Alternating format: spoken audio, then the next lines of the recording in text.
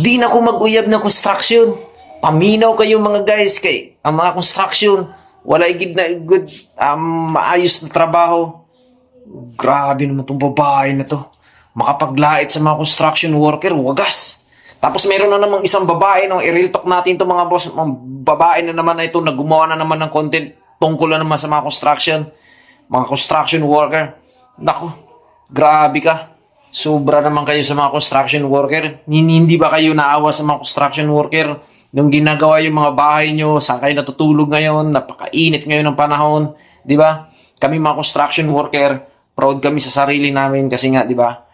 Kahit na mainit, sobrang init, nagtitiis kami para makapagtrabaho kami, para may pakain namin sa pamilya namin, marangal po ng hanap buhay iyan. Tapos ganyan, inalait-lait nyo lamang yung mga construction worker.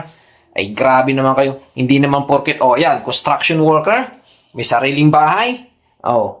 Ikaw, nasa Saudi Arabia ka, nagtatrabaho hanggang ngayon, hindi ka pa rin nakapagpapagawa siguro ng bahay mo.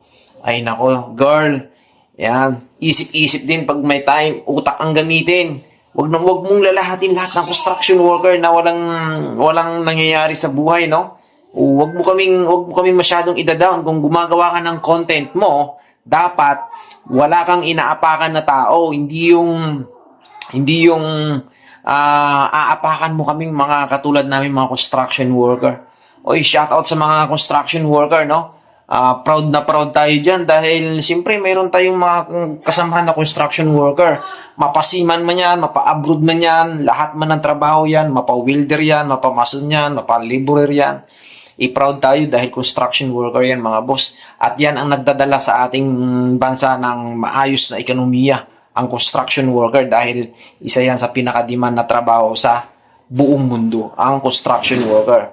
Ay girl, umayos ka Ikay-kikay vlog tapos mayroon pang isang babae na nagko-content regarding sa construction Umayos kayo mga hinayupak kayo Baka pagpipisatin ko kayo.